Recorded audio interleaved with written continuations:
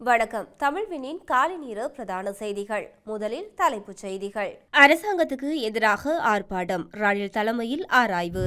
மஹிந்தவை தூக்கிலிடும் எண்ணமில்லை, பொன்சேகா விளக்கம். மின்சார கட்டணங்கள் அதிகரித்தால் போராட்டங்கள் வெடிக்கும், சஜித் பிரேமதாச எச்சரிக்கை. பாதுகாப்பு வாகனங்களை மீளவும் கோரும் முன்னாள் ஜனாதிபதிகள். இன்று இடியுடன் கூடிய மழைக்கு வாய்ப்பு. பதவி விலகும் ஐக்கிய மக்கள் சக்தியின் பல பாராளுமன்ற உறுப்பினர்கள். பணைய கைதிகளின் விடுவிப்புக்கு முன் டெல் அவிவில் கூடிய மக்கள். உக்ரைன் ரஷ்ய போர் நிறுத்தம், ஜெலன்ஸ்கி வெளியிட்டுள்ள அறிவிப்பு.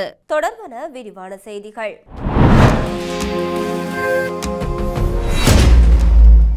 முன்னாள் ஜனாதிபதியும் ஐக்கிய தேசிய கட்சியின் தலைவருமான ரணில் விக்ரமசிங்கவும் எதிர்க்கட்சிகளைச் சேர்ந்த பல கட்சித் தலைவர்களுக்கும் இடையிலான விசேட பேச்சுவார்த்தை நடைபெற்றுள்ளது. கொழும்பில் அமைந்துள்ள முன்னாள் ஜனாதிபதியின் அலுவலகத்தில் இந்த பேச்சுவார்த்தை இடம்பெற்றுள்ளது. இந்த கலந்துரையாடலில் பொதுஜன ஐக்கிய முன்னணி தலைவர் அனுர பிரியதர்ஷ யாபா, பிவிதுருஹல உரிமைய தலைவர் உதய கம்பன்பில, ஸ்ரீலங்கா பொதுஜன பெரமுனவின் சஞ்சீவ எதிரிமான உள்ளிட்ட பலர் கலந்து கொண்டனர். எதிர்வரும் நவம்பர் மாத நடுப்பகுதியில் தற்போதைய அரசாங்கத்துக்கு ஒரு வருட நிறைவடைவதையொட்டி அரசாங்கத்துக்கு எதிராக நடத்தவுள்ள எதிர்ப்பு ஆர்ப்பாட்டங்கள் குறித்து கலந்துரையாடுவதற்கு இந்த கூட்டம் ஏற்பாடு செய்யப்பட்டிருந்ததாக தெரிவிக்கப்பட்டுள்ளது. அடுத்த மாதம் அரசாங்கத்துக்கு எதிராக நடத்தப்படவுள்ள எதிர்ப்பு ஆர்ப்பாட்டங்களை ஒழுங்கமைத்தல் மற்றும் தற்போதைய அரசின் நிலவரம் குறித்து இங்கு விரிவாக ஆராயப்பட்டுள்ளது.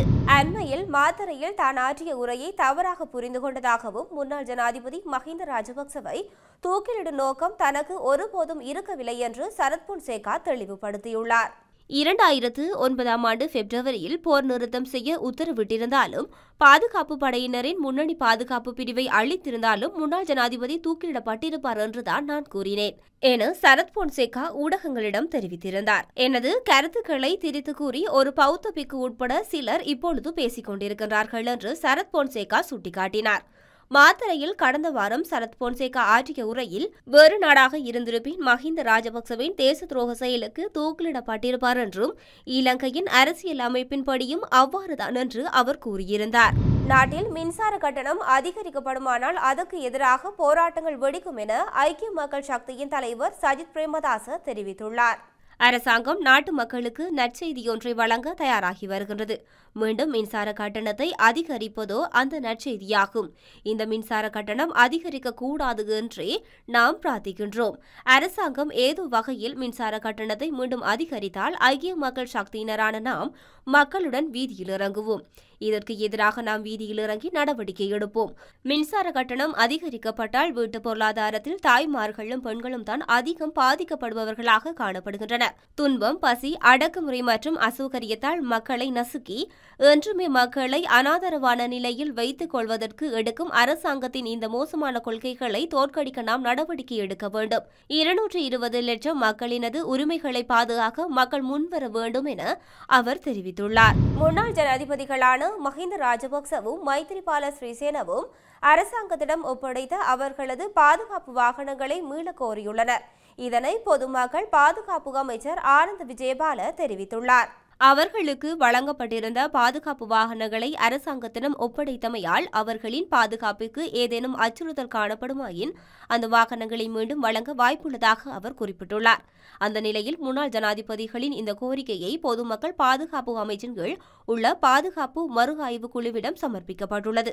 இந்த குழுவின் பரிந்துரையின் அடிப்படையில் இறுதி தீர்மானம் எடுக்கப்படும் என்று அமைச்சர் தெரிவித்துள்ளார். முன்னாள் ஜனாதிபதிகளின் வரப்பிரசாதங்களை ரத்து செய்யும் சட்டம் காரணமாக அவர்கள் பயணித்த வாகனங்கள், உத்தியோகபூர்வ இல்லங்கள் உள்ளிட்ட பல சலுகைகள் இழந்தனர். இந்த சட்டம் முன்னாள் ஜனாதிபதிகளின் பாதுகாப்பு தொடர்பில் எவ்வித பாதிப்பையும் ஏற்படுத்தாது என பொதுமக்கள் பாதுகாப்பு அமைச்சர் ஆனந்த் விஜயபால தெரிவித்துள்ளார். நாட்டில் பெரும்பாலான பகுதிகளில் பிற்பகல் 1 மணிக்கு பின்னர் இடியுடன் கூடிய மழை பெய்யும் சாத்தியம் நிலவுவதாக வளிமண்டலவியல் திணைக்களம் எதிர்வு கூறியுள்ளது. வளிமண்டலவியல் திணைக்களம் இன்று அதிகாலை விடுத்துள்ள அறிக்கையிலேயே இந்த விடயத்தினை தெரிவித்துள்ளது.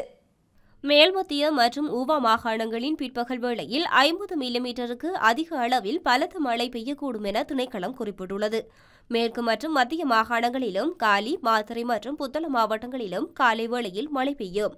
அத்துடன் மத்திய மாகாணத்தில் சில இடங்களில் காலை வேளையில் மூடுபனியும் கூடிய வானிலை காணப்படும். இடியுடன் கூடிய மழை பெய்த சந்தர்ப்பங்களில் பலத்த காற்று வீசக்கூடும் என வளிமண்டலவியல் திணைக்களம் எதிர்ப்பு கூறியுள்ளது. ஐக்கிய மக்கள் சக்தியின் சில பாராளுமன்ற உறுப்பினர்கள் தங்கள் பாராளுமன்ற உறுப்பினர் பதவிகளை ராஜினாமா செய்து எதிர்வரும் மாகாண சபை தேர்தலில் பிரதான வேட்பாளராக போட்டியிட தயாராக உள்ளதாக எதிர்க்கட்சித் தலைவர் சஜித் பிரேமதாச தெரிவித்துள்ளார். ஐக்கிய மக்கள் சக்தியின் தலைமை செயலகத்தில் DS சேனாநாயக்க அரசியல் கற்கை பீடத்தின் திறப்பு விழா எதிர்க்கட்சித் தலைவரும் ஐக்கிய மக்கள் சக்தியின் தலைவருமான சஜித் பிரேமதாசவின் பங்கேற்புடன் நேற்று இடம்பெற்றது. இதன்போது கலந்து கொண்டு உரையாற்றிய எதிர்க்கட்சித் தலைவர் இந்த தியாகங்களை செய்து மாகாண சபை தேர்தலில் கட்சியை வெற்றி பெற செய்ய அவர்கள் தயாராக இருப்பதாக அவர் கூறியுள்ளார். ஆளும் தரப்பு உறுப்பினர்கள் இதற்கு முன்பு இதுபோன்ற செயல்களை செய்திருந்தாலும் எதிர்க்கட்சியிலிருந்து இதுபோன்ற ஒன்று நடப்பது அரிதான விடயம் என்று குறிப்பிட்டுள்ளார். 2020 பிப்ரவரி மாதம் பதிவு செய்யப்பட்ட அரசியல் கட்சியான ஐக்கிய மக்கள் சக்தி தொலைபேசி சின்னத்தின் கீழ் இதுவரை 2 பொது தேர்தல்களிலும் ஒரு ஜனாதிபதி தேர்தலிலும் உள்ளூராட்சி மன்ற தேர்தல் ஒன்றில் போட்டியிட்டுள்ளது. ஐக்கிய மக்கள் சக்தியின் கட்சி 1773 உள்ளூராட்சி மன்ற உறுப்பினர்கள் காணப்படுகின்றனர். இவர்களில் 714 பெண்கள் ஆவர். கட்சியின் ஆரம்பம் தொட்டு அன்றிலிருந்து அவர்கள் செய்த நன்கொடை மற்றும் தியாகங்களுக்கு நான் நன்றியை தெரிவித்துக் கொள்கின்றேன். இலங்கையில் 2வது கூடிய எண்ணிக்கையிலான உள்ளூராட்சி மன்ற உறுப்பினர்களை ஐக்கிய மக்கள் சக்தியே கொண்டுள்ளது என்று எதிர்க்கட்சித் தலைவர் தெரிவித்துள்ளார். ஹமாஸ் ஆஸ்திரேலிய பணைய கைதிகளை விடுவிப்பதற்கு முன்னதாக ஆஸ்திரேலிய டெல் அவிவில் லட்சக்கணக்கான மக்கள் ஒன்று கூடியுள்ளனர். கூட்டத்தினரிடையே உரையாற்றிய அமெரிக்க விசேட தூதுவர் ஸ்டீவ் விட்கோஃப் பணைய கைதிகள் வீட்டுக்கு திரும்பி வருவார்கள் என்று தெரிவித்தார். அத்துடன் காசா போர் நிறுத்தம் மற்றும் பணைய கைதிகளை திருப்பி அனுப்பும் ஒப்பந்தத்தை சாத்தியமாக்குவதற்காக அமெரிக்க ஜனாதிபதி டொனால்ட் ட்ரம்பை அவர் பாராட்டினார். காசாவில் ஆஸ்திரேலிய துருப்புக்கள் திரும்ப பெற்றதைத் தொடர்ந்து கடந்த 2 நாட்களில் சுமார் 5 லட்சம் பேர் வடக்கு காசாவுக்கு திரும்பியுள்ளதாக பாலஸ்தீன அதிகாரிகள் தெரிவித்துள்ளனர்.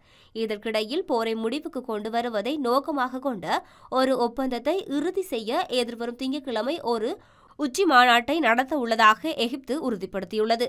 ஷார்ம் எல் ஹேக்கில் நடைபெறும் உச்சி மாநாட்டில் ட்ரம்ப் உட்பட 20க்கும் மேற்பட்ட தலைவர்கள் கலந்து கொள்வார்கள் என்று எகிப்திய ஜனாதிபதி பேச்சாளர் தெரிவித்துள்ளார். பிரான்ஸ் ஜனாதிபதி இமானுவேல் மேக்ரோன் மற்றும் பிரித்தானிய பிரதமர் சர் கீர் ஸ்டார்மர் ஆகியோர் திங்கட்கிழமை எகிப்துக்கு பயணம் செய்வது உறுதி செய்யப்பட்டுள்ளது.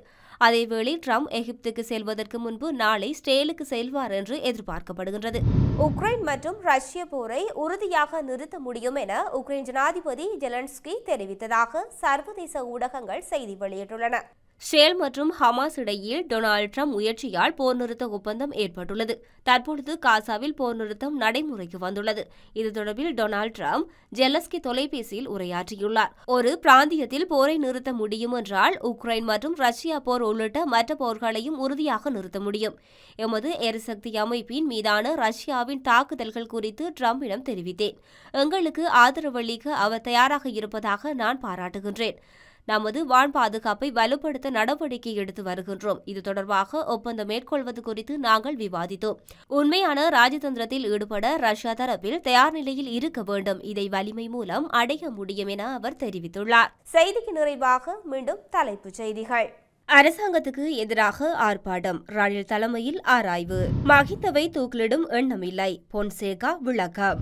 மின்சார கட்டணங்கள் அதிகரித்தால் போராட்டங்கள் வெடிக்கும், சஜித் பிரேமதாச எச்சரிக்கை. பாதுகாப்பு வாகனங்களை மீளவும் கோரும் முன்னாள் ஜனாதிபதிகள். இன்று இடியுடன் கூடிய மழைக்கு வாய்ப்பு. பதவி விலகும் ஐக்கிய மக்கள் சக்தியின் பல பாராளுமன்ற உறுப்பினர்கள். பணைய கைதிகளின் விடுவிப்புக்கு முன் டெல் அவிவில் கூடிய மக்கள். உக்ரைன் ரஷ்ய போர் நிறுத்தம், ஜெலன்ஸ்கி வெளியிட்டுள்ள அறிவிப்பு. இத்துடன் தமிழ்வினின் பிரதான செய்திகள் முடிவடைகின்றன. செய்திகளை உடனுக்குடன் அறிந்து கொள்ள தமிழ்வின் எனும் யூடியூப் பக்கத்தினூடாக இணைந்திருங்கள்.